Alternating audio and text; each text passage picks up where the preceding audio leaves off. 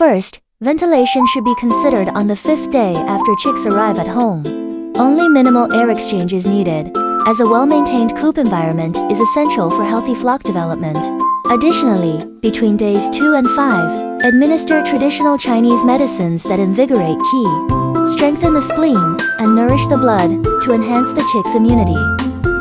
Second, clean the droppings on the 5th and 10th days to reduce irritation to the respiratory tract caused by down feathers and dust shed by the chickens.